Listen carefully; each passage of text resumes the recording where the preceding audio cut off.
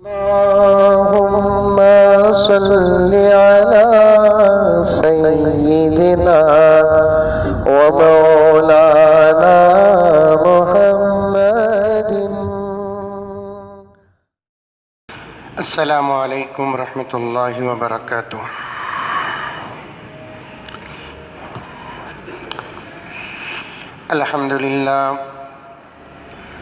अल्हम्दुलिल्लाहि रब्बिल आलमीन।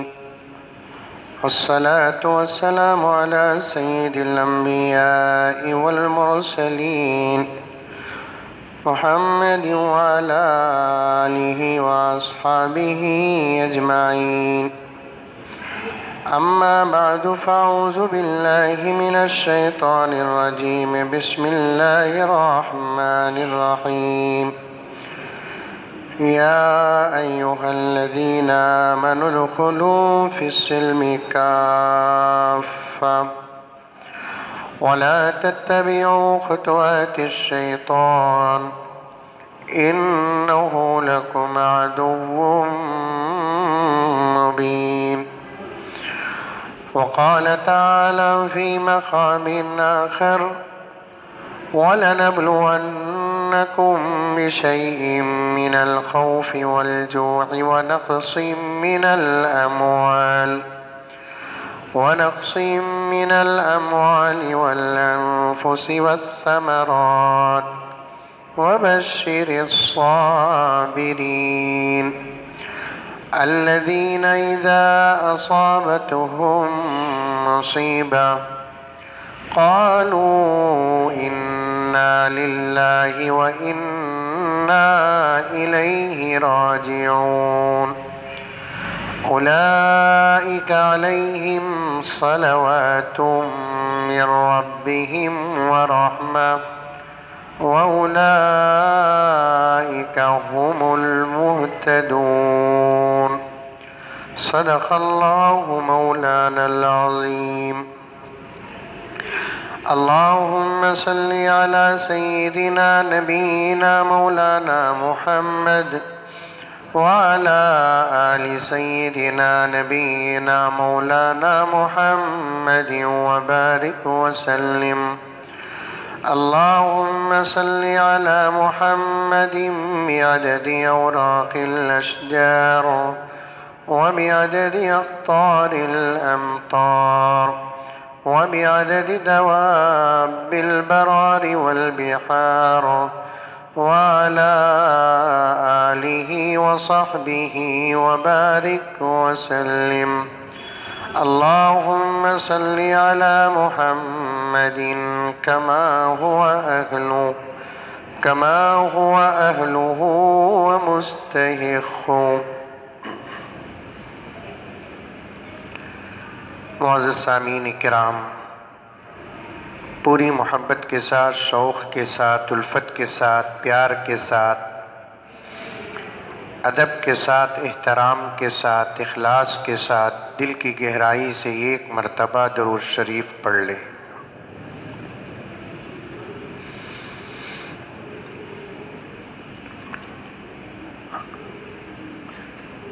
इस्लामी साल के एतबार से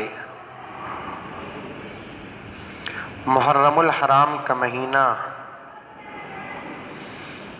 पहला महीना माना जाता है और साल का आखिर महीना ज़ुल्हिज्जा का होता है।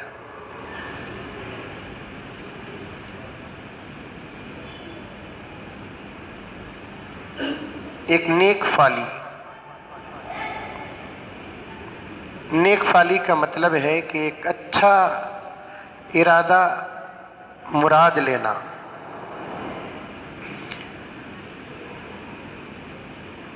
तकरीबन 4-5 साल से या 6-7 साल से सारी दुनिया के हालात बद से बदतर होते जा रहे हैं।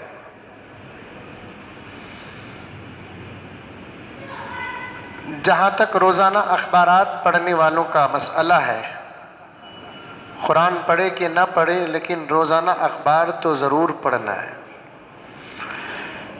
ये किसी धर्म की बात नहीं है, बल्कि आम इंसानियत की बात है। मुसलमान हो, हिंदू हो, सिख हो, ईसाई हो, किसी भी धर्म से ताल्लुक़ रखने वाला क्यों ना हो, वो सुबह उठकर अपने धर्म की मुक़द्दस किताब पढ़ने से पहले अखबार ज़रूर पढ़ता है।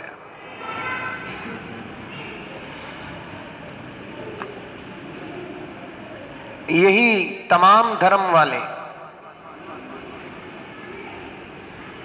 बगैर किसी धर्म का खास नाम लिए बगैर, चाहे वो मुसलमान हो, चाहे वो हिंदू हो, चाहे वो सिख हो, चाहे वो ईसाई हो, अपने धर्म के मुताबिक सुबह के उठने के जो औकात तय होते हैं, उठने के फौरन बाद नमाज पढ़े, पूजा करे, कुछ भी करे, करने के बाद अपने धर्म की किताब लेकर अगर बैठकर पढ़ लेते, बाद में दूसरी चीजें पढ़ते, तो आज दुनिया का ये हाल ना होता। आ रही है बात समझ में? क्योंकि हम दिल की गहराई से ये बात कहते हैं कि हर धर्म की किताब इंसानों को इंसानियत का सबक देती है, और कुरान पाक का कहना ही क्या है। जबकि कुरान पाक की पहली ही आयत इस बात का ऐलान करती है कि मैं शुरू से लेकर आखिर तक, पहले पारे से लेकर 30वें पारे तक, पहले सूरे से लेकर आखिरी सूरे तक, पहली आयत से लेकर आखिरी आयत तक सरापा हिदायत ही हिदायत हूं। बोलो सुभान अल्लाह। बोलो। तुम्हारी खामोशियों को आज दुनिया है ना डर समझने लग रही है, जरा हरकत करो। फिर ये बेहतरीन जुमला आपके सामने दोहराना चाहता हूं, तमाम धर्मों की किताब, ये हमारी दिली बात है कि इंसानियत का जरूर सबक देती है, और कुरान पाक का कहना ही क्या, जिसके पहले पारे से लेकर आखिर पारे तक, जिसकी पहली सूरत से लेकर आखिर सूरत तक, जिसकी पहली आयत से लेकर आखिर आयत तक सरापा हिदायत ही हिदायत।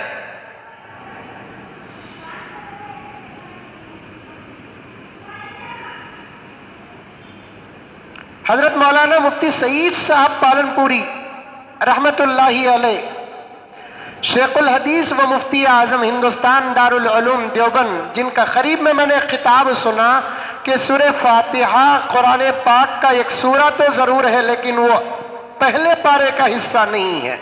हजरत उलमा व हुफ्फाज बैठे हुए हैं तो ये बात समझ में आ जाएगी। पहला पारा शुरू होता है अलिफ लाम मीम से।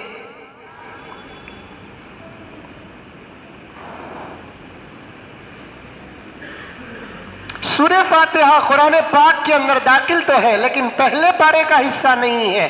पहला पारा कौन सा है? अलिफ लाम मीम।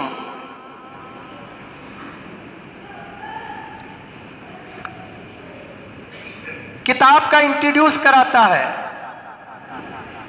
किताब का तारुफ पहले ही आयत में होती है। बिस्मिल्लाहिर्रहमानिर्रहीम,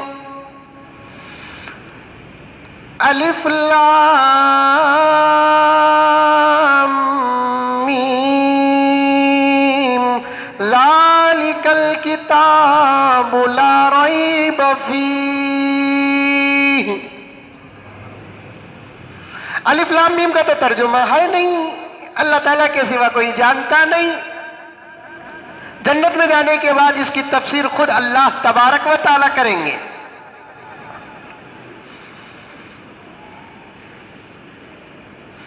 ज़ालिकल किताब, ये वो किताब है, ला रैब फी, इसमें शक नहीं है, शुबा नहीं है, डाउट नहीं है।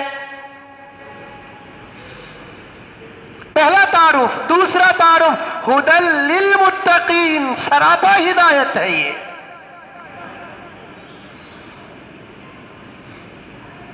इसीलिए अल्लामा जलालुद्दीन सुयूती रहमतुल्लाह अलैह फरमाते हैं, समझे बगैर भी अगर कोई अल्लाह का बंदा कसरत से इस कुरान पाक को पढ़ता है, अल्लाह उसके हिदायत के फैसले कर देती।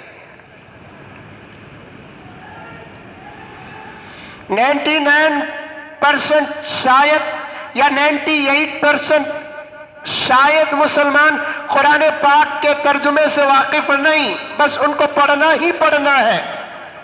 बगैर समझे अगर कुरान पाक को कसरत के साथ पढ़ते रहेंगे तब भी अल्लाह तबारक व तआला हिदायत के फैसले कर देते हैं। जब बगैर समझे पढ़े तो हिदायत के फैसले हो जाए, तो समझकर पढ़ेंगे तो फैसलों का आलम क्या होगा। सुबह सुबह उठते हैं, मैं गहराई में जाना नहीं चाहता, वक्त को समेट कर कुछ बातें आपके सामने अर्ज करना चाहता हूं। सुबह सुबह उठकर मुसलमान है, कुरान पढ़े, हिंदू है, रामायण गीता व महाभारत पढ़े, ईसाई है, बाइबल पढ़े, सिख है, गुरु नानक की किताब पढ़े।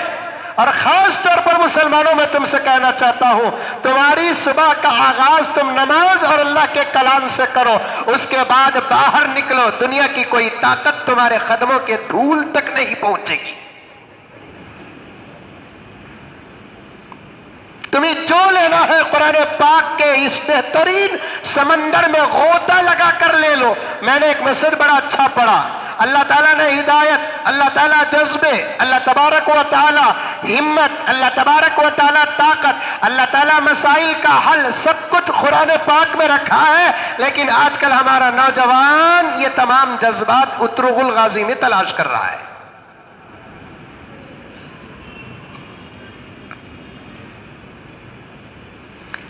मेरे आका सल्लल्लाहु अलैहि वसल्लम ने इरशाद फरमाया, जिसकी सुबह कुरान पाक की 10 आयात से होती है, शाम तक अगर वो मर जाए, अल्लाह तबारक व ताला हशर के मैदान में खुर्रा की जमात में उठाएंगे।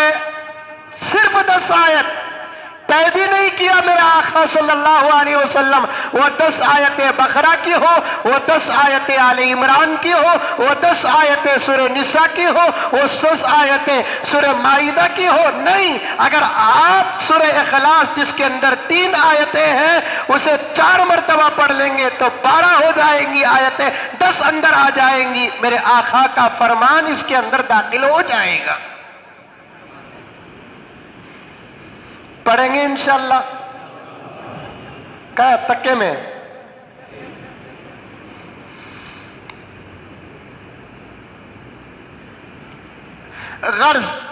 अर्ज कर रहा था आपके सामने, 7-8 साल से तो सुबह उठकर जब हम लोग किसी भी धर्म के क्यों ना हो अखबार उठाते हैं, अफसोस के साथ कहना पड़ता है कि अखबार के पहले सफ़े और पहली सुर्खी में कोई अच्छी बात पढ़ने को नहीं मिलती। कहीं ना कहीं कोई मुसीबत का तस्करा, कोई आफत का तस्करा, किसी हादिसे का तस्करा, किसी जुल्म और तशद्दुद का तस्करा होता है, किसी की मौत का तस्करा होता है। कहीं कोई लीडर मर गया, कहीं कोई लीडर मर गया, कहीं किसी अल्लाह वाले का इंतकाल हो गया, फला मौलाना की वफात हो गई, फला मौलाना का विसाल हो गया। मैंने एक जगह पर देखा, थक गया कलम, थक गया कलम, कलम थक गया, इन्ना लिल्लाह लिखते लिखते।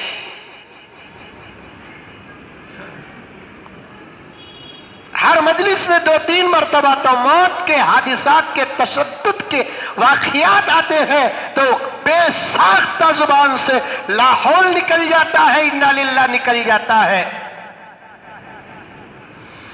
मैं एक नुक्ता बयान करने के लिए इतनी दूर तक और इतनी देर तक गया हूं, बताना चाहता हूं, इस मर्तबा अल्लाह तबारक व ताला के ज़ात से उम्मीद रखो कि अब वो आफात को बंद करके, मुसीबतों को बंद करके राहतों के दरवाजे खोलना चाहता है। मैंने एक अच्छा मुराद लिया है। इस साल का आगाज आज के दिन हुआ और आज का दिन जुमे का दिन है और जुमा अल्हम्दुलिल्लाह राहतों का बाब है।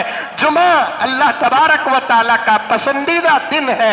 जुमा हुजूर पाक सल्लल्लाहु अलैहि वसल्लम की उम्मत के लिए अल्लाह तबारक व ताला की तरफ से एक अता है। जुमा जन्नत का दिन है। जुमे के दिन दुआएं कबूल होती है। जुमे के दिन जो मर जाता है खबर में उसे हिसाब नहीं होता। जुमे के दिन जो मर जाता है इस दिन की बरकत से अल्लाह शहीदों के साथ उठाते हैं। जुमे के दिन ये घड़ी ऐसी होती है जो शबे कदर से भी ज्यादा अफजल होती है। साल का आगाज अल्लाह तबारक व ताला इस मर्तबा जुमे से कर रहा है, तो मुझे खुदा की जात से उम्मीद है हालात बदतर से हिटकर बेहतर की तरफ आ जाएंगे। बदतर से हिटकर बेहतर की तरफ आ जाएंगे। इसे बोलते नेक फाली, इसे बोलती। और अच्छा समझाने के लिए बोलता हूं, एक मिसाल देता हूं। मोटे मोटे दिमागा समझ में नहीं आता। नेक फाली का तो फालूदा समझ जाएंगे तुम्हें।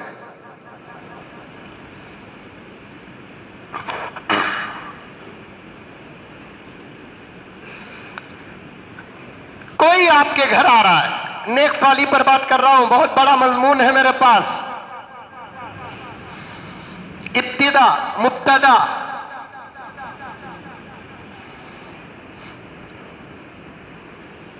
इसीलिए अल्लाह के रसूल ने फरमाया बच्चों का नाम अच्छा रखो।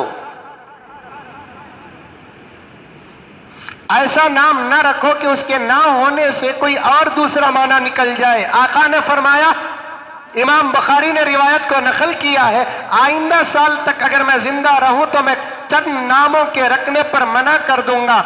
एक रिवायत में है कि आका ने फरमाया किसी बच्चे का नाम बरकत न रखो, शिफा न रखो।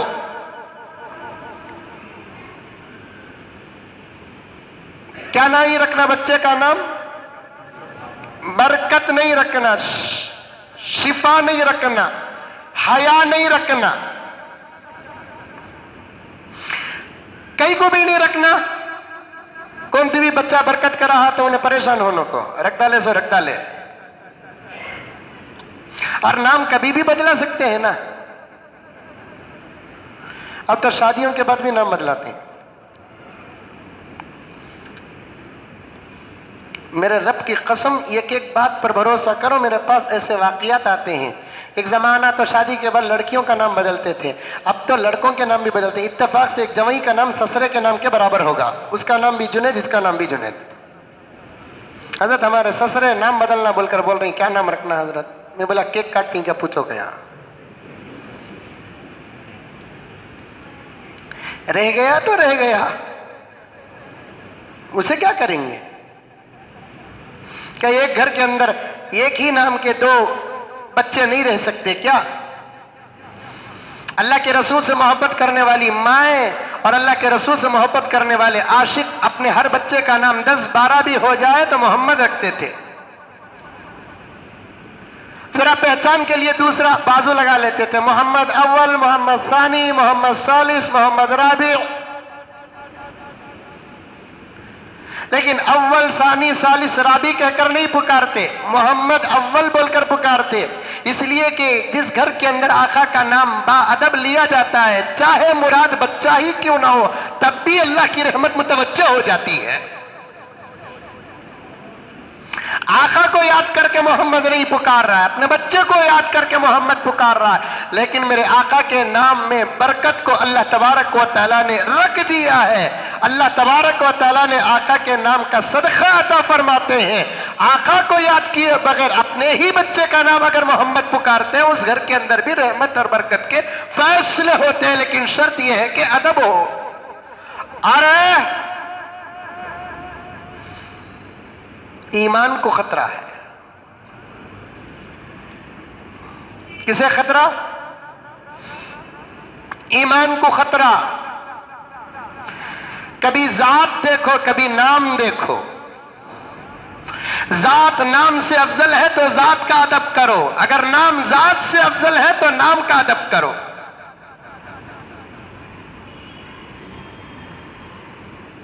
समझ में आई बात में क्या जुमला बोला? नाम से जात अफजल है, जात का अदब करो। जात से नाम अफजल है तो नाम का अदब करो। किसी बच्ची का नाम शीरीन है, नाम कोई अफजल नहीं है, लेकिन वो बच्ची तहज्जुद गुजार है। किसी बच्ची का नाम परवीन है, कोई मुकद्दस नाम नहीं है, लेकिन वो बच्ची बाहया व बाशर्म है। अब यहाँ जात नाम से ज्यादा अफजल हो गया। किसी बच्ची का नाम फातिमा है, लेकिन बच्ची बहुत खराब है, अब यहाँ जात से नाम अफजल हो गया।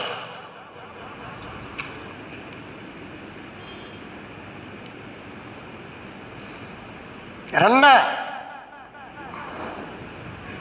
गोश्त खाने वालों का अगर ये हाल रहा तो वेजिटेबल खाने वालों का हाल क्या रहेगा? समझो बातों को।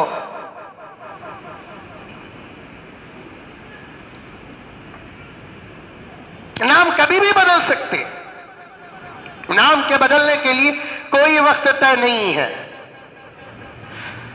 मैं बहुत दिनों तक ये कहता था नाम का क्या भी नहीं भी, हजरत बच्चा बीमारी था, हजरत नाम बदलना क्या बोलकर पूछते, मैं बोला नाम का क्या भी नहीं भी।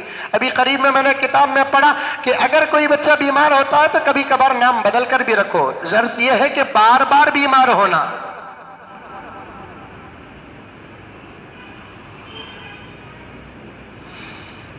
नाम कभी भी बदल सकते हैं, लेकिन खामखा नाम बदलो उनको। दीवाना उठा मलिदा कुटिया बोलकर, अच्छा नाम है, प्यारा नाम, खूबसूरत नाम, सहाबिया के नाम पर, नेक बंदियों के नाम पर। सास को पसंद नहीं करते, बास का नाम बदलते। मैं बोले रहूंगा नहीं। एक मरतबा एक साहब फोन कर कर बोले हजरत हम एक अच्छा नाम दो हजरत। मैं बोला किसे भी? बेगम को। अभी तो पैदा हुई क्या?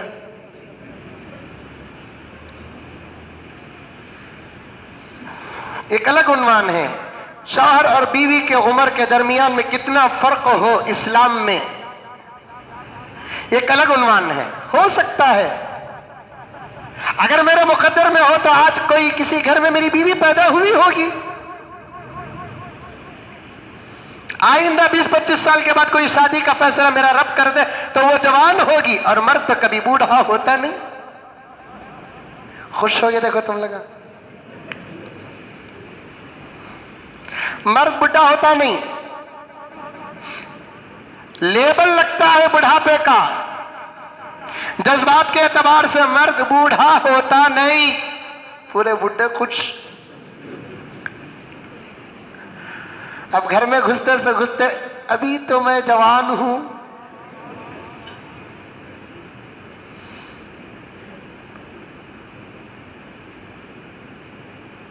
हजरत एक नाम दो हजरत किसे भी बेगम को। अरे क्या दी किस्सा? नहीं हजरत शादी हुई, हमारा अम्मा नाम बदलो बोले। खैर अब मैं भी बिजी था, मैं बोले एक नाम लिख ले बा, लिख लिया। फिर जरा वक्त के बाद फोन आया,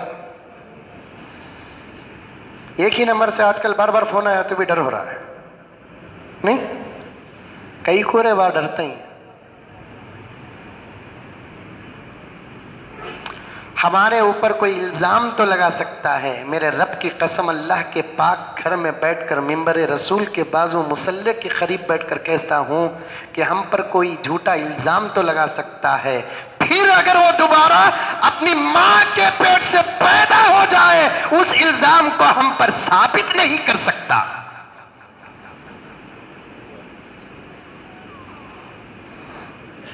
हजरत देख को बोलो, हजरत आतिंग कते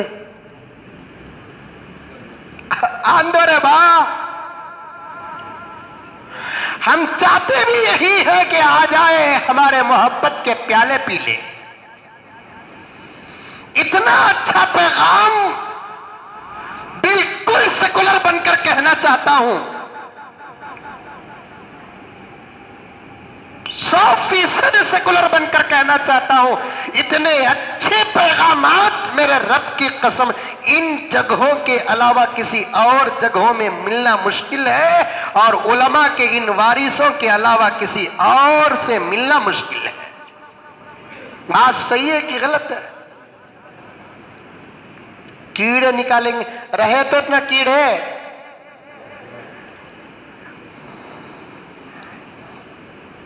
अल्लाह अकबर। फिर फोन आया, मैं उठाया। कई को करया कि ना इन्हें नाम पसंद नहीं रंगा ना, तो फौरन पूछ रहा है हजरत अब नाम रखना ना, अजान भी देना क्या हजरत? मैं बोला घुग्गू घिगू क्या? कल शादी हुई, आज खड़ा को नमाज पढ़ा रहा है, अजान दे रहा है। नबी अरस क्या सोचेंगे, एक दिन में अजान दिया, अब एक दिन गुजरा तो सुलह को नमाज ही पढ़ेगा दिखता ना।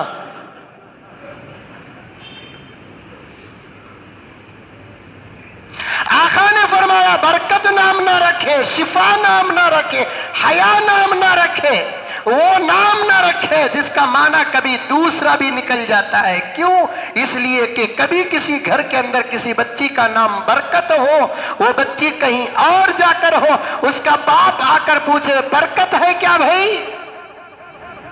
नहीं रही तो क्या बोलना पड़ता? नहीं है। दो माने निकलते हैं, एक बच्ची के ना होने का माना निकलता है, एक बरकत और लक्ष्मी के ना होने का माना निकलता है। पैगंबर चाहते ये कि मेरे गुलाम के अल्फाज से भी बरकत खत्म ना हो।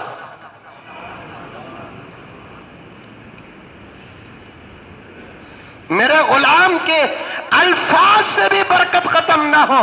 बाज लोग अपनी बच्ची का नाम हया रखते हैं, हया। मैं शायर नहीं, वरना मैं लता हया को कहता कि ये तकल्लुस बदल दे आप। हया शायर का तो समझ के रंगे। मैं हमेशा कहा करता हूं, सबके मरने का गम होता है, सबके मरने का अफसोस होता है। मेरा हाल तो ये है, हमने अपने बुजुर्गों से दर्द लिया है, हमने हमारे सहाबा से दर्द लिया है, हमने हमारे नबी से गम और दर्द लिया है। इंसान के मरने का गम क्या, रास्ते में कोई कुत्ता भी मरता है तो हमारे दिल को तकलीफ होती है। राहत इंदौरी साहब का इंतकाल हो गया, अल्लाह गरीब की रहमत फरमाए। लेकिन इतने चर्चे मुसलमान आपस में मीडिया कर रही है, करने दीजिए। राहत इंदौरी साहब के अशार से मुल्क को जितना फायदा पहुंचा है, उससे ज्यादा कासिम नानोतवी की तहरीक से मुल्क को फायदा पहुंचा है, रशीद अहमद गंगोही की तहरीक से मुल्क को फायदा पहुंचा है, रेशमी रुमाल हुसैन अहमद मदनी की तहरीक से मुल्क को फायदा पहुंचा है, हजरत हाफिज जामिर शहीद की शहादत से मुल्क को फायदा पहुंचा है, हजरत इमदादुल्लाह मुहाजिर मक्की के मजलिसों से मुल्क को फायदा पहुंचा है, हजरत अशरफ अली थानवी के कलम से मुल्क को फायदा पहुंचा है। जरा ये भी तो सोचो मुसलमानों, तुम कहां हो? अपने बड़ों की तारीख से तुम गाफिल क्यों हो रहे हो?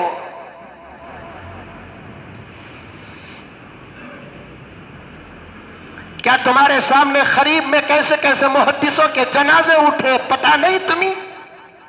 कैसे कैसे मुहतमिमों के जनाजे उठे तुम्हें पता नहीं? कैसे कैसे मुफस्सिरों के जनाजे उठे तुम्हें पता नहीं है?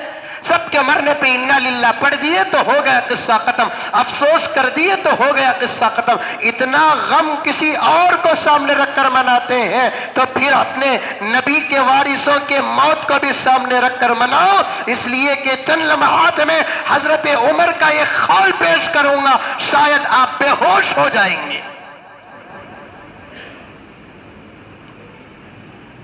चंद लम्हे इंतजार करो। अमीरुल मोमिनीन सैयदुना हजरत उमर फारूक रज़ी अल्लाह ताला अन्हु का कौल इस वक्त के हालात को सामने रखकर पेश करूंगा तो आपके होश उड़ जाएंगे, आप बेहोश होने के करीब तक पहुंच जाएंगे। गर्ज किसी बच्ची का नाम अगर हया है, आका ने मना किया। क्यों?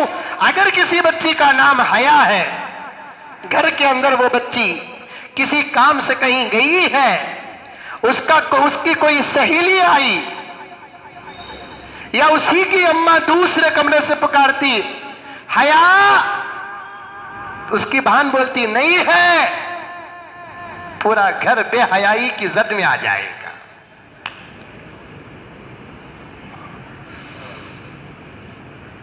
हया नहीं।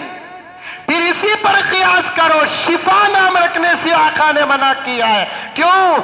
अगर किसी बच्चे का नाम या बच्ची का नाम शिफा हो और वो बच्चा घर के अंदर न हो और दूसरा कोई पूछा शिफा है, नहीं है शिफा, शिफा ना हो तो दा है दवा, दा है बीमारी है। आका की ख्वाहिश यह है कि मेरा गुलाम सेहतमंद रहे, बीमार न रहे। इसे बोलते नेक फाली।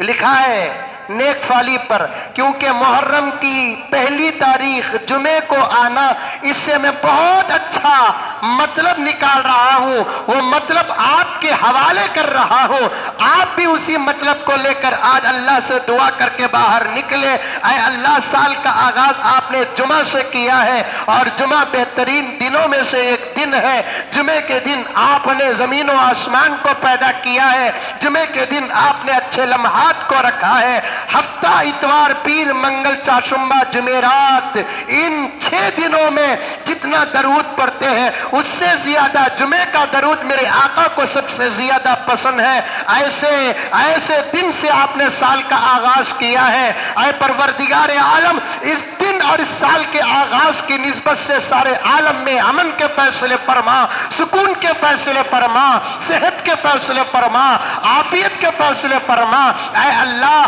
हर इंसान के जान, माल, इज्जत, आबरू की हिफाजत फरमा, मोहब्बत के फैसले फरमा, भाईचारगी के फैसले फरमा। दूसरी तरफ नेगेटिव पॉइंट, अल्लाह इस दिन की बरकत और साल के आगाज से अल्लाह नफरतों का खात्मा फरमा, अल्लाह अदावतों का खात्मा फरमा, बीमारियों का खात्मा फरमा, अल्लाह हादिसात का खात्मा फरमा, तशद्दुद और वाक़ियात का खात्मा फरमा। ऐसी दुआ करके नेक इरादे और नेक मुरादें बाहर लेकर निकलो, क्योंकि इस्लाम नेक मुराद और नेक फाली लेने से मना नहीं करता। इसीलिए ये साहब बहुत ज्यादा गरीब थे। छोटा वाकया बोलकर और बातों की तरफ आता हूं, सुन रहे कि सो रहे?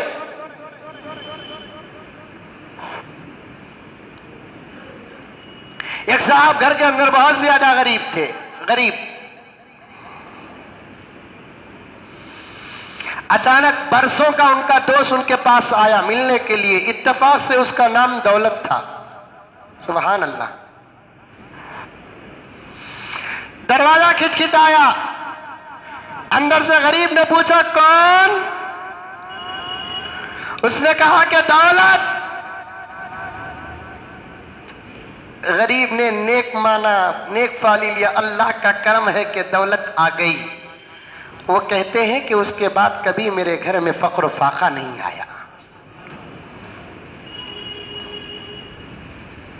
कभी मेरे घर में फक्र फाका नहीं आया। मुहर्रम का पहला दिन, बड़ा कीमती दिन, हजरत मौलाना मुफ्ती शफी साहब गुज़िश्ता जुमा ही कहना चाहता था मैं, हालात और वक्त का मसला रहा और बीच में भी मैं चाह रहा था कि कोई वीडियो क्लिप बनाकर आप तक पहुंचाऊं। बाद में पता चला कि व्हाट्सएप में ये बातें वायरल हो चुकी है, लेकिन कुछ लोग पढ़ने वाले होते हैं, कुछ लोग देखने वाले होते हैं। पढ़ने वालों का जितना फायदा होता है, देखने वालों का उतना फायदा नहीं होता। इसलिए मुझे अभी भी कहने का मौका है तो मैं कह रहा हूं, हजरत मौलाना मुफ्ती शफी साहब रहमतुल्लाही अलैह, मुसन्निफ व मुफस्सिर मारिफुल कुरान, उन्होंने एक किताब लिखी जवाहिरुल फिक़ह। अहम मसाइल को जमा करके शरई जवाब उसके अंदर दिए, फजाइल और मसाइल को भी उसके अंदर जमा किया। जिल्द दुवम के अंदर हजरत मौलाना मुफ्ती शफी साहब रहमतुल्लाही अलैह ने लिखा कि जो अल्लाह का बंदा मुहर्रम की पहली तारीख को, और चांद के एतबार से तारीख खत्म होती है मगरिब में, कल मगरिब से तारीख शुरू हो गई, आज मगरिब को तारीख खत्म होके दूसरी तारीख शुरू हो जाएगी। पहली तारीख को किसी साफ और पाकीज़ा कागज में 113 मरतबा, कितने मरतबा? 113 मरतबा बिस्मिल्लाहिर्रहमानिर्रहीम लिखे, अरबी में, उर्दू में नहीं, इंग्लिश में नहीं, तेलुगु में नहीं, कन्नड़ में नहीं, किसी और जुबान में नहीं, आदाद में नहीं, बिस्मिल्लाहिर्रहमानिर्रहीम लिखे और उस कागज को अपने पास रख ले, अल्लाह तबारक व तआला एक साल तक हिफाजत के फैसले फरमाती है। अभी भी नमाज के बाद जाओ, जल्दी जल्दी खाना खा लो, कागज ले लो, ऐसा एक कलम ले लो,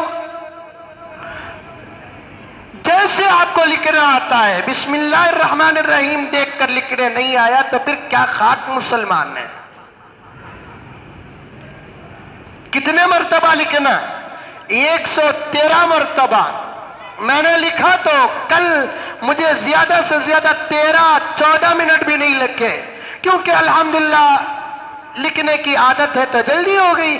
आपको उसके 3 हिस्से ज्यादा कर लो तो पौने घंटे में तकरीबन खत्म हो जाएगा वक्त। लिखकर उस कागज को हिफाजत के साथ अपने जेब में, ऊपर के जेब में रख लो। मौलाना मुफ्ती शफी साहब ने फरमाया ये बड़े बड़े औलिया का तजुर्बा है और मुजर्रब है और इसका फायदा मुसल्लम है। औरतें भी लिखे, मर्द भी लिखे, लेकिन अरबी में बिस्मिल्लाहिर्रहमानिर्रहीम लिखना। कल एक औरत फोन करके पूछ रही है 780 पर 6 लिखता ले तो हो जाता क्या हजरत?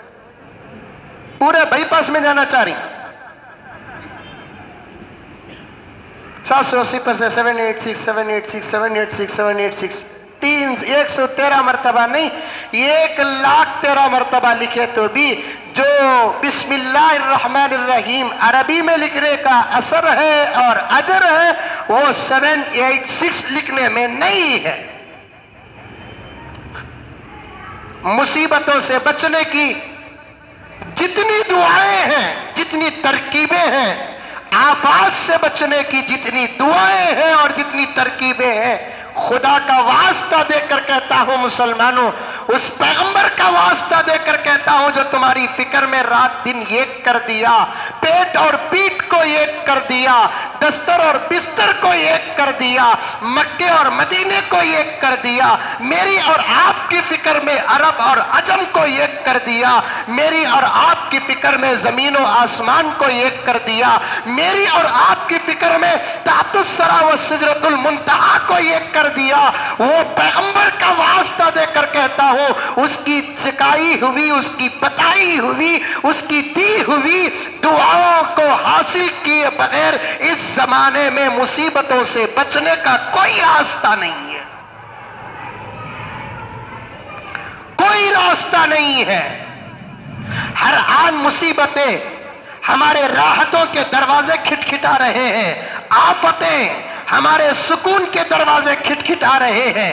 न दिन के उजाले में सुकून है, न रात के अंधेरे में सुकून है, न तन्हाई में सुकून है, न हमको मजलिसों और महफिलों में सुकून है। मैं तो यहां तक कहने पर मजबूर हो गया हूं, खुदा मेरे इन अल्फाज को माफ कर दे अगर मैं गलत कह रहा हूं। हमारे घरों में और हमारे फैक्ट्रियों में और हमारी दुकानों में और हमारे दूसरी जगहों में सुकून मिलना तो दूर की बात, हमारे अपने आमाल की वजह से हमको अल्लाह के घर में भी सुकून नहीं मिल रहा है।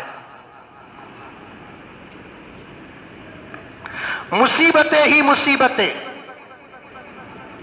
कौन सुकून से है हाथ उठाओ,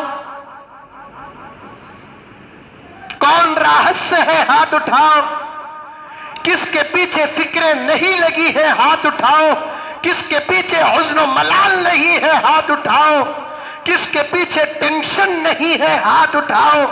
पूरे बेंगलोर और पूरे कर्नाटक और पूरे हिंदुस्तान और पूरी दुनिया में शायद मैं खास तौर पर मुसलमानों की बात करना चाहता हूं जिसका आस्था व अकीदा मरने के बाद की जिंदगी पर भी है, जमीन के नीचों की चीजों पर भी है, आसमान के ऊपर की चीजों पर भी है। जो चीजें नजर आती है उस पर भी उस मुसलमान का ईमान है, जो चीजें नजर नहीं आती उस पर भी उसका ईमान है।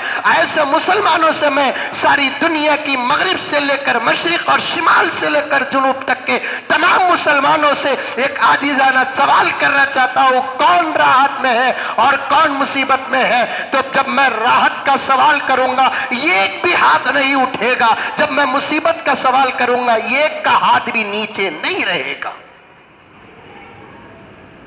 लेकिन एक बात कहना चाहता हूं, इतना भी घबराने की जरूरत नहीं। मुसीबतें आने के असबाब क्या ये पहले मालूम करो। क्यों हमारे पीछे ऐसी मुसीबतें लगी हुई है, ऐसा टेंशन लगा हुआ है, कहां गया हमारा सुकून? दो ही बातें हैं, सुनो गौर से नौजवानों। हाथ जोड़कर कहता हूं, खुदा का वास्ता देकर कहता हूं, मस्जिदों में गाफिल बन के ना बैठो। मेरा एक सवाल है, क्या हुआ हमारा सुकून? दो ही चीजें, दो ही बातें हैं।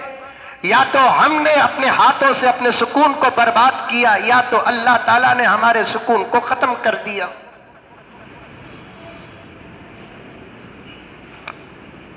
दो ही बातें हैं। हजरत कौन भी अपना सुकून बर्बाद करता क्या हजरत?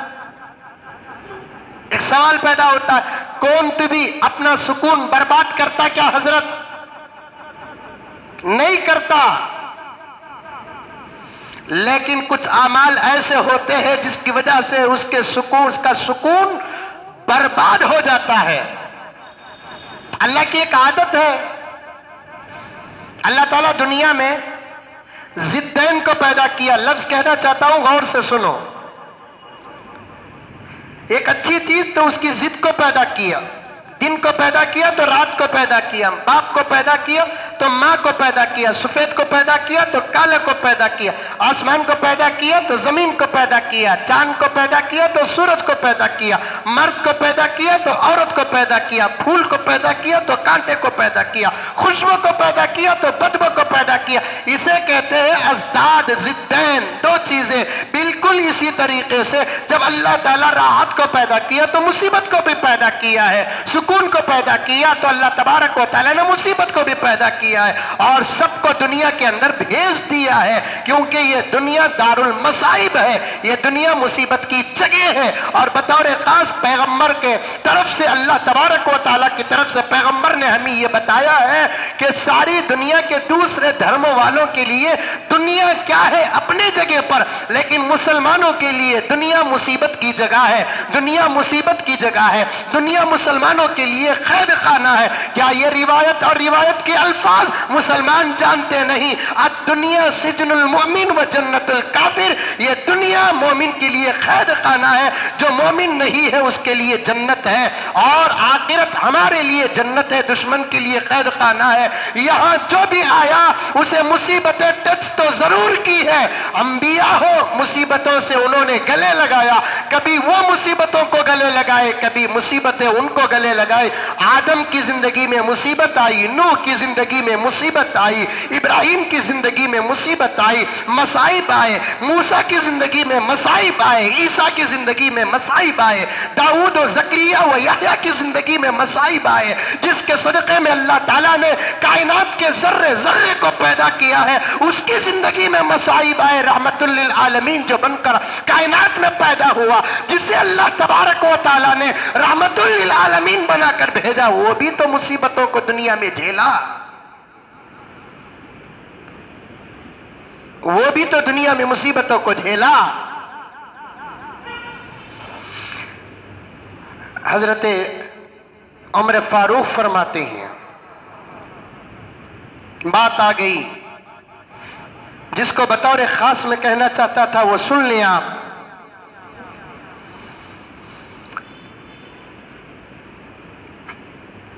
दुनिया और दीन, गौर से सुनना,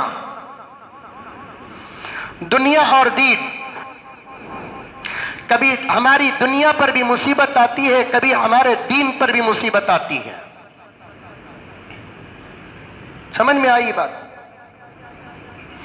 सैयदना अमीरुल मोमिनीन उमर फारूक ने फरमाया कि अगर तुम्हारी दुनिया पर मुसीबत आई, कोई फिक्र करने की जरूरत नहीं है। इन्नमाल उसरी युसरा, मुसीबत के बाद राहत है। हजरत उमर का कौल याद करके जाना। हजरत उमर ने फरमाया तुम्हारी दुनिया पर अगर कोई मुसीबत आई, कोई टेंशन की बात नहीं है। अगर तुम्हारे दीन पर कोई मुसीबत आ गई तो समझो कि एक बड़े अजाब का अलार्म है। कारी तय्यब अलैहिर्रहमान ने इस कौल को नकल किया है। 2 दिन से उस किताब को पढ़कर सिर्फ मैं 50 सफ़हे हल कर सका, इतनी गहरी किताब है वो। फलसफे मुसीबत और राहत हजरत की किताब। इसके मुकद्दमे में लिखा है कि अगर तुम्हारी दुनिया पर मुसीबत आई, इससे कोई खास खतरा नहीं है, कोई फिक्र की बात नहीं। तुम्हारे दीन पर कोई अगर मुसीबत आती है तो समझो कि इसके बाद बहुत बड़ा खतरा आने वाला है। और जरा खोलकर समझाओ हजरत, समझाता हूं, सुनो।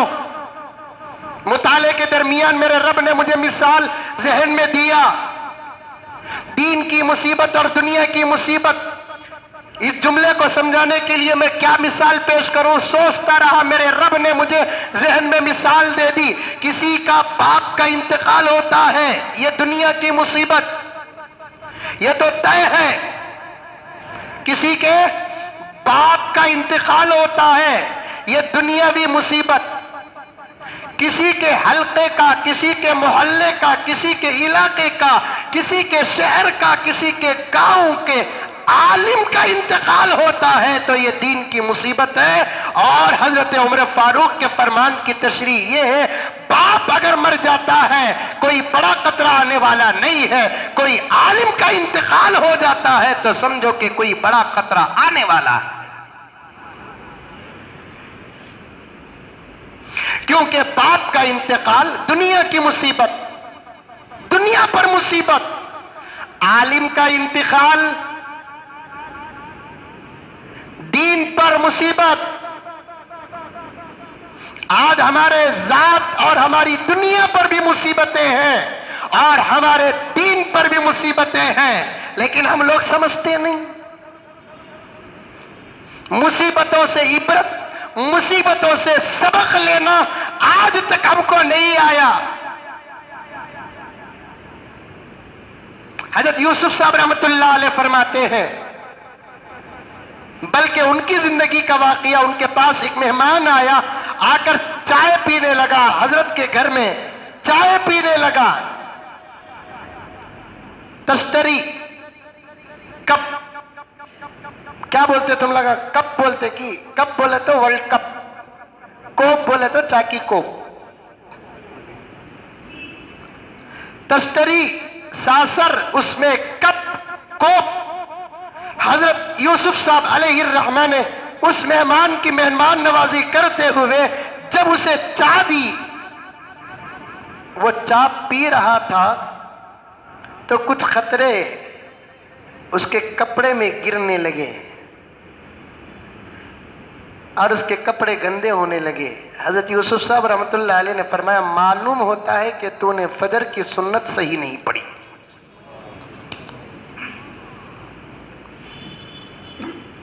जब दीन बिगड़ जाता है ना, दुनिया बिगड़ जाती है। जब दुनिया बिगड़ती है तो दीन नहीं बिगड़ता। मालूम होता है कि तू फजर की सुन्नत गालिबन सही नहीं पढ़ी। अल्लाह वालों के सामने झूठ नहीं बोला जाता और अल्लाह वालों के सामने झूठ कोई बोलता नहीं है, क्योंकि अंबिया के पास मोजिजा होता है, अल्लाह वालों के पास कश्फो करामत होती है। औलिया के पास, सहाबा के पास कश्फो करामत। मैं यही कहता हूं कि अगर इंटेलिजेंस में, क्राइम में, पुलिस स्टेशनों में औलिया को रखते तो इंशाअल्लाह ताला चोरों को पकड़ने में देर नहीं लगेगी। जहां उनकी तहकीक खत्म होती है वहां औलिया की फिरासत शुरू होती है। हजरत उस्मान गनी रज़ी अल्लाह ताला अन्हु एक मर्तबा एक नहर में वुज़ू कर रहे थे। नहर का तो फनवल मारना पानी है सो। हजरत फनवल को जाना जायज है क्या? हमें बोला डुबको मरना भी जायज है। हजरत उस्मान गनी रजी अल्लाह ताला अन्हु एक नहर में वुजू कर रहे थे।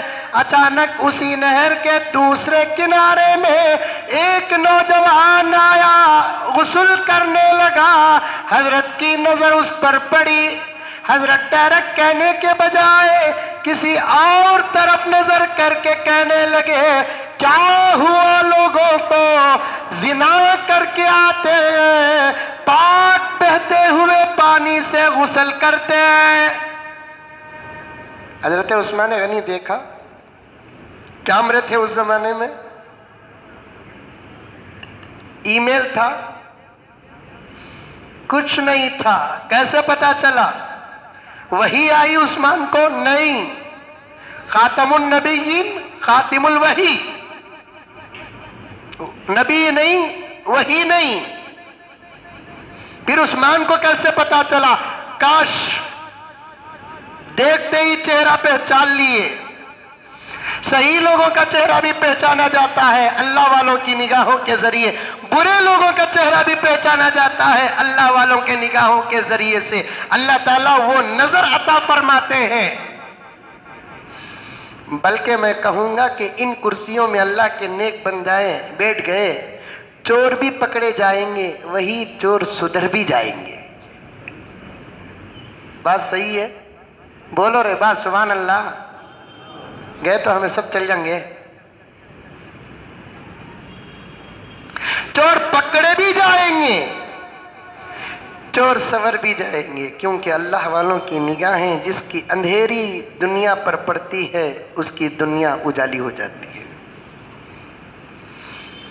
निगाहे वली में वो तासीर देखी, निगाहे वली में वो तासीर देखी। हजरत इमाम साहब की खिदमत में एक वाक़िया, जवाहिरुल हजरत मौलाना शाह अशरफ अली थानवी रहमतुल्लाह अलैह की किताब है। उसमें हजरत थानवी से पूछा किसी ने, हजरत औलिया के निगाहों में इतना असर कैसे आ जाता है, वो भी इंसान हम भी इंसान। हजरत खामोश रह गए। बर वक्त कभी किसी को हजरत जवाब नहीं देते, वक्त आने पर जवाब देते हैं। हर वक्त जवाब देना अक्लमंदी नहीं है, वक्त का इंतजार करना। किसी ने कहा है कभी वक्त पर जवाब दो, कभी वक्त खुद जवाब देगा। कभी वक्त पर जवाब दो, कभी वक्त खुद जवाब देगा। हमसे भी किसी ने कहा, हजरत आपके खिलाफ कुछ लोग कह रहे, जवाब क्यों नहीं दिए? हमने कहा कुछ रास्ते में सवाल करता है, हम मस्जिद से जवाब देंगे। कोई बेवक्त सवाल करता है, हम वक्त पर जवाब देंगे।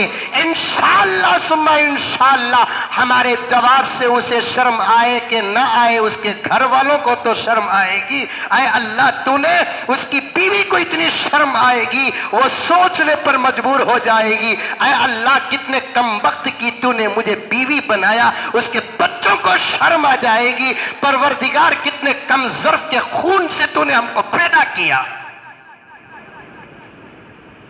हम भड़काऊ भाषण देते हैं, हम भड़काऊ रैश स्पीच, शर्म आनी चाहिए। क्यों आए? कोई दोबारा यह सवाल न करे, वरना खुदा हशर के मैदान में कोई दोबारा यह सवाल न करे कि वहां क्यों आए, इसलिए कि खतरा है कि हशर के मैदान में नबी की सिफारिश से महरूम हो जाएगा। इश्क़ रसूल के लिए दावत नहीं दी जाती, पहुंचा जाता है। और भड़काने के लिए नहीं गए, अमन के लिए गए। हर तारीख कामयाब होना जरूरी नहीं है, अमन के लिए गए, अमन के लिए गए। वो भी इल्जाम क्या, गोरी पाड़ने से क्यों आए? जनाब को यह नहीं मालूम है कि हम कहां से गए। जिनको हमने 5 मरतबा इलेक्शन में खैरात दी, देने वालों को ना पहचानने वाला कितना बड़ा गद्दार होगा।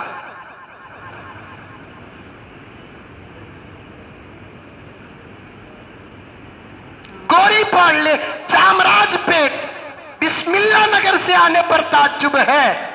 मेरे दोस्त अल्ताफ साहब ने सच कहा, अगर अमेरिका से यहां पहुंचने के रास्ते होते तो वहां से भी आशिक रसूल पहुंच जाते। हम तो अभी भी कहते हैं ना, जो हुआ कानून के एतबार से नहीं, शरीयत के एतबार से भी गलत था। हम कह रहे हैं ना, कानून के एतबार से नहीं, शरीयत के एतबार से भी गलत है ना जो हुआ। लेकिन ये पूछना वहां क्यों गए, वहां से आने की क्या जरूरत। रैश स्पीच, भड़काऊ स्पीच, तुफ हो तुम्हारी झूठ पर, लानत हो तुम्हारी वजूद पर। हमारी स्पीचों में जितना अमन है, तुमने अपनी सर्विस में उसका 1% भी अदा न किया।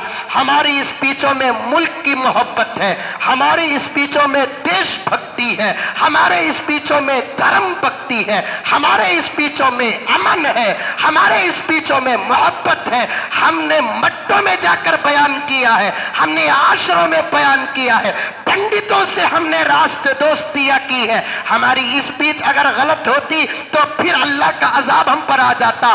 तुम जितना हालात को जानते हो, उससे ज्यादा मोहम्मद का यह गुलाम हालात से जानता है। फितने मचाना नबी का कोई गुलाम कर सकता है, नबी का वारिस नहीं कर सकता।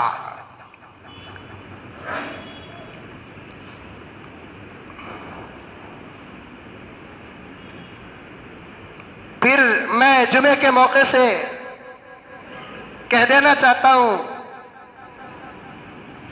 उलमा पर भी अटैक, खिदमत करने वालों पर भी अटैक। मैंने सुना, मेरे दोस्त अल्ताफ साहब ने उनसे पूछा, तुम्हें कहीं को नहीं आए? उन्होंने जवाब देंगे नहीं, मैं ही जवाब देता हूं कि तो वो वक्त उनके आने का नहीं था। उनके वो वक्त उन्होंने किसी और ही दुनिया में रहते हैं। आता वो जिसके पास होश हो, जिसके पास मोहब्बत हो, जिसके पास इश्क हो। मैं किसी को चढ़ाता भी नहीं, किसी को उतारता भी नहीं, आईना दिखाता हूं। एक वो लीडर, वो एक सियासतदान, वो एक कौम का रहबर, वो एक इंसानियत का दर्दमंद, हर मसले में आगे आने वाला, आवाज निकालने वाला और अपने हाथों को खोलने वाला, मक्के और मदीने का रास्ता दिखाने वाला, यतीमों के सरों पे हाथ रखने वाला, बेवाओं के आंसुओं को पोंछने वाला, गरीबों का कभी मसीहा बन जाता है, मरीजों का कभी दवा बन जाता है। उसका वजूद क्या है आई डोंट नो, उसकी खिदमत क्या है आई नो। गौर से सुनो, उसका वजूद क्या है, उसकी शख्सियत क्या है आई डोंट नो, उसकी खिदमत क्या है आई नो। हमने करीब से उसको देखा, उस पर भी कीचड़ उछाला जा रहा है। कहा जाता है कि अगर फला साहब चीफ मिनिस्टर बन गए तो उनके दरबान बन जाएंगे। हम भी यही कहते हैं, किसी के घर का दरबान बनना बेहतर है किसी की थूक चाटने से। नौकरी कर लेना इज्जत है, किसी के पैर पकड़ना इज्जत नहीं। हुआ तो हुआ, नहीं तो हवा। मोहल्लों को संभालो, शहरों को संभालो। बाज लोगों को मैं 5-6 मिनट में कुछ अहम बातें बताता हूं। अल्लाह ताला जितने साल रखे सलामत रखे। जनाब जमीर साहब को कव्वे नहीं पकड़ रहा हूं, आता भी नहीं, जितने साल रखे उनकी जिंदगी का मैं मालिक नहीं। अल्लाह 1000 साल की बरकत दिया हो। क्या होलसेल में है? बहरहाल उनकी जिंदगी जितनी है उतनी बरकत अता फरमाए, हादिसात और आफात से हिफाजत फरमाए। अल्लाह उनसे काम ले रहा है, उम्मीद है कि ताहयात काम लेगा। जब कभी मेहमान रसूल पर आफत आती है तो वहां जमीर मिलता है, तो कभी आशिकान रसूल पर आफत आती है वहां भी जमीर मिलता है। खिदमत को देखो, खिदमत करने वालों को ना देखो। हम प्रेजेंट वहां थे। मैं सुबह की नमाज पढ़ता हूं, अमल नहीं दिखाता, फिर भी बताना पड़ता हूं। सूरह अनस मैंने आपके सामने बताया, रिकॉर्ड करके भी पहुंचाया। पाबंदी से मैं पढ़ता हूं, सुबह की नमाज पढ़ता हूं अल्हम्दुलिल्लाह। नमाज के बाद वजीफे फारिग हो जाते हैं और हजरत बिलाल साहब के साथ था वो होना था ना, ये तो अंकल नाराज हो जाते। एक चाय पी लेता हूं मैं, उन्हों बैठकर कुछ किताब का मुताला करते हैं, जरूर सूरह अनस पढ़ लेता हूं। हजरत इमाम साहब दामत बरकातुहुम की खिदमत में अर्ज करना चाहता हूं। मैंने उस वक्त सूरह अनस की बरकत को देखा। आका ने फरमाया अनस को कि अनस ये पढ़ ले, मौत के अलावा कोई मुसीबत तुझे टच नहीं करेगी। हजरत अनस ने हज्जाज बिन यूसुफ के दरबार में जा गए, मैंने वाक़िया सुनाया। वो हज्जाज बिन यूसुफ जो दो सहाबा का कातिल था और हजारों मुसलमानों का कातिल था, उसने हजरत अनस रजी अल्लाह ताला अन्हु को भी मारना चाहता था। हजरत अनस की दिलेरी के सामने हज्जाज बिन यूसुफ घुटने टेकने पर मजबूर हो गया। उसकी वजह हजरत अनस के खादिम ने जब पूछा तो हजरत अनस ने फरमाया मार ही नहीं सकता, इसलिए कि मैंने अल्लाह के रसूल की सिखाई हुई दुआ को पढ़ लिया। वो दुआ वहां से इशू हुई, उस दुआ का नाम ही दुआए अनस पड़ गया। और उस दुआ को जितने लोग भी पढ़े, अल्लाह ताला हर मुसीबत से उनको नजात दिया। पड़ोसी मुल्क और आलम इस्लाम के सबसे बड़े फकी आलिम दीन हजरत मौलाना मुफ्ती तकी उस्मानी साहब पर भी मुफ्ती तकी उस्मानी साहब भी गोलियों की बौछार हुई। अल्लाह तबारक व तआला ने अजीब व गरीब तरीके से नरगे से बाहर निकाला। हजरत तकी उस्मानी ने यह भी कहा, मैंने अपने कानों से सुना, मैंने कानों से गोलियों की आवाज सुनी, लेकिन पता नहीं गोलियां कभी नाक के करीब से गुजर जाती, गोलियां कभी कान के करीब से गुजर जाती, गोलियां मेरे पोता और पोती के सर से गुजर जाती, गोलियां मेरे पीछे बैठी हुई बीवी के बाजू से गुजर जाती, ज्यादा से ज्यादा मेरे ड्राइवर के हाथ में लगी, इससे ज्यादा कोई नुकसान नहीं पहुंचा। मैं गोलियों को देखता रहा और गोलियों को सुनता रहा। मेरी बीवी से मैंने पूछा, जब मेरी बीवी, क्योंकि औरत होती ना, वो अल्लाह वालों के घर की औरत डरपुक होती है और हमारे घर में हमें डरपुक होते हैं, इसलिए हजरत मौलाना तकी उस्मानी ने अल्तामत बरकातुम ने अपनी बीवी से पूछा, बेगम तुमने दुआए अनस पढ़ी? बेगम ने कहा कि सरताज मैंने पढ़ लिया। बेफिक्र रहो, कुछ होने वाला नहीं है। मैंने भी इसका अपनी जिंदगी में तजुर्बा कर लिया बादशाह साहब। उस वक्त अगर मैं दुआ, उस दिन अगर मैं सूरह अनस न पढ़ता, कोई पत्थर मुझे भी लग जाता। अब सवाल यह पैदा होता है कि जमीर भी अनस पढ़े क्या, रिजवान भी अनस पढ़ेगा? पढ़े रहेंगे, नहीं भी पढ़े रहे, दुआ की बरकत बाजू वाले को भी बचा लेती है। दुआ की बरकत बाजू वाले को भी बचा लेती है। कीचड़ अपनों पे ना उछाला करो। तुम्हारी हमारी बिरादरी ये, तुम्हारा हमारा कलीमा ये। बाज लोगों को बहुत गलत फहमी है, कामयाबी की सर्टिफिकेट उस वक्त मिलेगी जब ईमान कलमा पढ़ते हुए मरेंगे। पूरी जिंदगी नमाज पढ़ने वाला साहिब तरतीब भी इस उम्मीद से ना रहे कि मैं जन्नती, साल साल हज करने वाला भी ये उम्मीद से न रहे कि मैं जन्नती, लाखों रुपए सदका व खैर खैरात करने वाला भी ये न सोचे कि मैं जन्नती।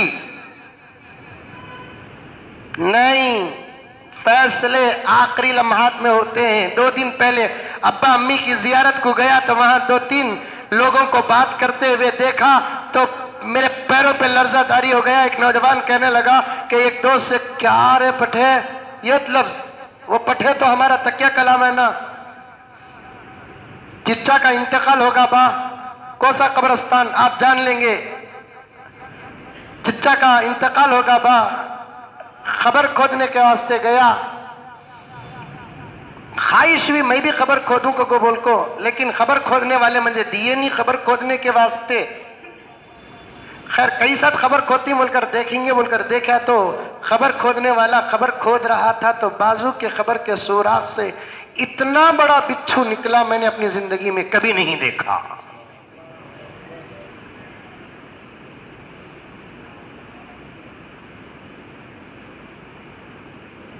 इतना बड़ा बिच्छू, एक बड़ी प्लेट बराबर का बिच्छू, पूरे पैर पेट सामने के मूंछ वगैरह सब मिलाकर। फौरन खबर खोदने वाला ऊपर आ गया। मैं फौरन मुदाखलत करते हुए कहा वो बिच्छू नहीं था, अल्लाह का अजाब था। बिच्छू नहीं था, अल्लाह का अजाब था। बचो, मरने के बाद एक एक जुमले का जवाब अल्लाह को देना है, नबी के सामने देना है। मरने के बाद एक एक जुमले का जवाब देना है। आज किसी और को खुश करने के लिए अपने कौम का बेड़ा गर्क न करो। हुआ अपनी जगह पर, कसूरवार सजा तक पहुंचेंगे, बेकसूरों का क्या किया जाए इस पर फिक्र करो।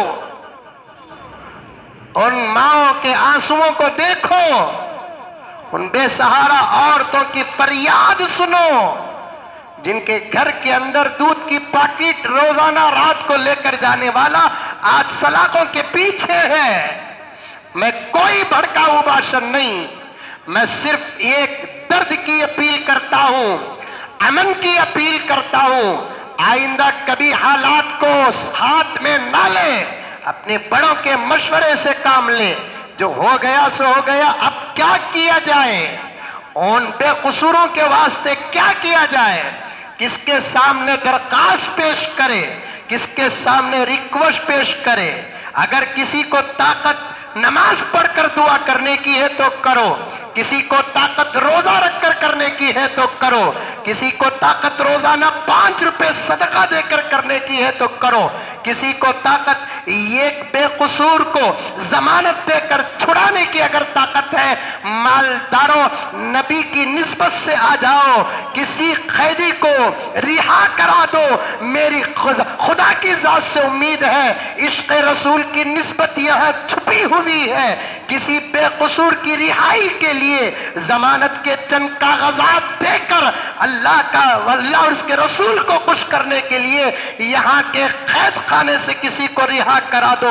और अल्लाह की जात से उम्मीद रखो, हशर का मैदान होगा, अल्लाह अपने शान के मुताबिक मसनदे अदालत पर बैठे होंगे और अल्लाह के अंबिया व औलिया व सहाबा व गौसो कुतुब अब्दाल होंगे। और मुजरिमों की अगर तादाद आएगी, पता नहीं कि मैं होऊंगा कि आप हो, वहां मेरा नबी नजर डालेगा। और यहाँ नबी की निस्बत से अगर किसी ने किसी बेकसूर को, लफ्ज सुनो, बेकसूर को अगर किसी ने नबी की निस्बत से रिहा कराया, हशर के मैदान में जहन्नम के कैद खाने से अल्लाह के रसूल अल्लाह को जमानत देकर हमको रिहा कराएंगे। ये करने का वक्त, जन्नत कमाने का वक्त, जन्नत लूटने का वक्त, एक दूसरे की टांग पकड़कर न खींचो, अपने अमल पर कभी भरोसा न करो। कुछ लोग ये सोचते हैं हम काबे के अंदर जाकर आ गए, हमें कुछ होने वाला नहीं, हमारे जनाजे शान से उठेंगे, हमारी कब्रें सज जाएगी, हमारे तस्करे होंगे। बिल्कुल गलत।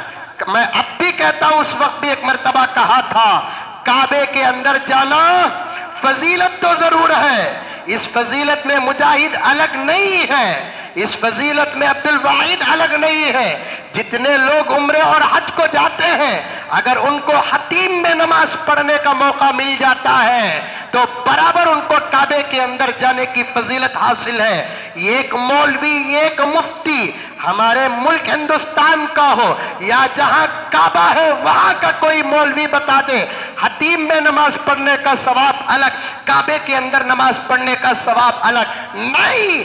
कोई मुफ्ती इंटरनेशनल हो या कोई मुफ्ती नेशनल हो या कोई मुफ्ती आजम हो या कोई शेखुल हदीस हो या कोई शेखुल फिक़ा हो, सब यही कहेंगे हतीम में नमाज पढ़ने का जो सवाब है काबतुल्लाह के अंदर नमाज पढ़ने का वही सवाब है। फजीलत मिल जाती है अपनी जगह पर, लेकिन फजीलत को संभाल लेते, आज चेहरे ये ना होते, फजीलत को संभाल लेते, जुबान ये ना होती, फजीलत को संभाल लेते, लिबास ये ना होता, काबे के अंदर की फजीलत को संभाल लेते, नमाज ना छूटती, काबे के अंदर की फजीलत को संभाल लेते, कौम का सौदा ना होता, काबे के अंदर की फजीलत को संभाल लेते, अपने अपने खिदमत करने वाले हम असर साथियों की टांग पकड़कर न खींचते। फजीलत अपनी जगह पर रखो, खिदमत अपनी जगह पर रखो। मैं ये जुमला कहता हूं, मेरी आवाज जहां तक जाए कान खोल कर सुन ले, गरीबों से फजीलत का सवाल होगा, अमीरों से खिदमत का सवाल होगा, गरीबों से फजीलत का सवाल होगा। बादशाह ऑटो चलाता है, इसे फजीलत का सवाल होगा, बादशाह से यह सवाल नहीं होगा तूने कितने यतीमों की खिदमत की, तूने कितने मरीजों की खिदमत की, तूने कितने कैदियों की खिदमत की, तूने कितने यतीमों के सर पे हाथ रखा, क्योंकि गरीब है, फजीलत का सवाल होगा। मुजाहिद अगर लीडर है, मुजाहिद अगर मालदार है, वो रोजाना तहज्जुद पढ़े, अल्लाह उसकी तहज्जुद को अपनी जगह पर रखेंगे। सवाल इससे फजीलत का नहीं करेंगे, सवाल इससे अल्लाह खिदमत का करेंगे। आदमी की हैसियत क्या होती है, उस हैसियत से अल्लाह तबारक व तआला सवाल करते हैं। कुछ लोगों को नशा चढ़ चुका है, मैं काबे के अंदर जाकर आ गया, अब मैं क्या करया तो भी क्या भी नहीं होता। अपने अंजाम से डरो, उलमा के पीछे न पड़ो, उलमा के पीछे न पड़ो। जो आलिम के पीछे पड़ता है उसकी मौत कुफ्र पर होने का अंदेशा 100% होता है। और हमें जो गए नबी की मोहब्बत में गए, किसी के हवाले हमको करने से हम डरने वाले नहीं जनाब। हम आज भी कोथिमीर लाने के लिए अकेले बाहर निकलते हैं, अल्लाह पर भरोसा करने के लिए। अगर तुमने अपनी माँ का दूध पिया है तो ऐसी पोजीशन पे कोथिमीर लेने के लिए कभी अपने ही हल्के का दौरा कर लो। सलामों के बदले जूते ना मिले तो मस्जिद उमर फारूक का इस्तीफा कबूल कर लो। हमारे से ज्यादा मुल्क की मोहब्बत करने वाला कौन है, हमारे से ज्यादा देशभक्त कौन है? हम नबी की मोहब्बत में गए हैं। दोस्तों गौर से सुनो, नबी के शान में भी गुस्ताखी नहीं करना। जिन चीजों की निस्बत नबी से हो जाती है उसकी साथ में भी गुस्ताखी नहीं करना। जिन लोग नबी की मोहब्बत में डूब चुके हैं उनके साथ भी गुस्ताखी नहीं करना, वरना नबी की सिफारिश से महरूम हो जाओगे। और जिसे नबी सिफारिश नहीं करते, काबे के नमाजें काम नहीं आएंगे, काबे का दाखिला काम नहीं आएगा। जिससे नबी मुंह फेर ले, मेरे रब की कसम उसकी जिंदगी का कोई अमल कबूल नहीं होगा। ये छोड़ दो कि मैं काबे के अंदर जाकर आया। अल्लाह ताला किसी को बर्बाद करना चाहते हैं, 70-70 साल के तहज्जुद गुजारों की मौत कुफ्र पर देती है। हजरत शेख अब्दुल कादिर जीलानी रहमतुल्लाह अलैह के पास वाक़िया बोलकर उन्वान अधूरा छोड़कर अपनी बात खत्म कर दो। हजरत शेख अब्दुल कादिर जीलानी रहमतुल्लाह अलैह के पास शैतान आया। जब हजरत जीलानी अलैहिर्रहमा जंगल बयाबान में अल्लाह के इश्क में गोता लगाकर इबादत कर रहे थे, दूर से आवाज आई, अब्दुल कादिर सलाम हो तुम पर, तुम्हारी इबादत ने हमको खुश कर दिया, आज से तुम पर नमाज माफ। हमें रत्ते पट्टे माफ रे।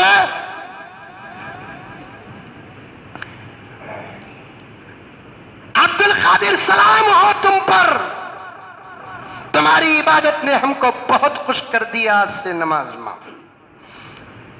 आशिक़ रसूल वारिस रसूल आले रसूल में से थे हजरत अब्दुल कादिर जीलानी। सोचने लगे मेरे दादा पर जो नमाज माफ़ नहीं हुई उसके पोते पर नमाज कैसे माफ़ हो जाएगी।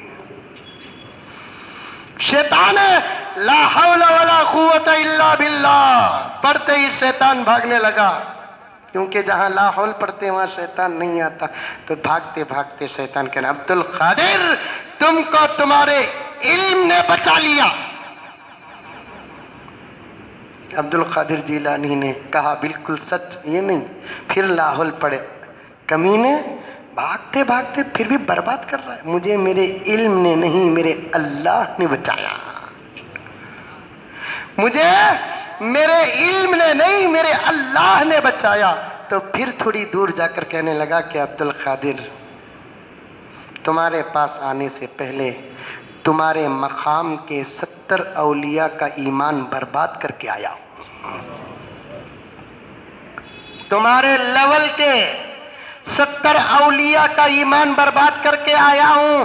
आखिरी सांस तक कोई अपने अमल पर भरोसा करके जेबा में हाथ डालकर फिरौन के पोते बनकर भोगो न को।